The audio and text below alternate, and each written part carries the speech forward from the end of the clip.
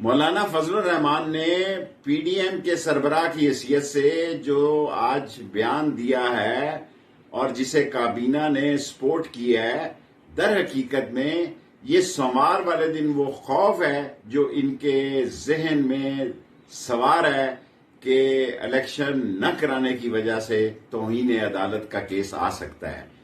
ان کا power plug نکل چکا ہے، ان کے رنگ پسٹن بیٹھ چکے ہیں، ان کے پلگوں میں کچرا ہے، لوگ ان سے نفرت کرتے ہیں، ابھی تک لوگ سڑکوں پر ہیں۔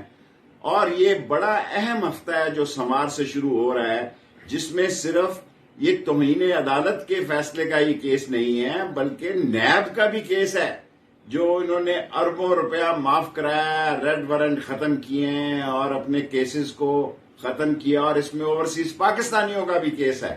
در حقیقت ان کو نظر آ رہا ہے کہ سپریم کورٹ نے آئین اور قانون اور انصاف کا علم بلند کر لیا ہے، ساری قوم عدلیہ کے ساتھ ہے۔ یہ سوموار کو آئیں، اپنا شوق پورا کریں۔ انہوں نے 97 میں بھی سپریم کورٹ پہ حملہ کیا تھا، آج سپریم کورٹ کے ساتھ ساری قوم کھڑی ہے اور ان کو یہاں بھی شکست ہوگی۔ ان کا بیانیہ ختم ہو گیا ہے، ان کو آئی ایم ایف سے چھٹی ہو گئی ہے۔ لوگ مہنگائی، بھوک، آٹے سے مر رہے ہیں، لوگوں کے پاس بجلی، سکول، گیس، پانی کے پیسے نہیں ہیں، اور یہ اپنے اقتدار سے چمٹے رہنے کی آخری ناکام کوشش کر رہے ہیں۔ یہ 13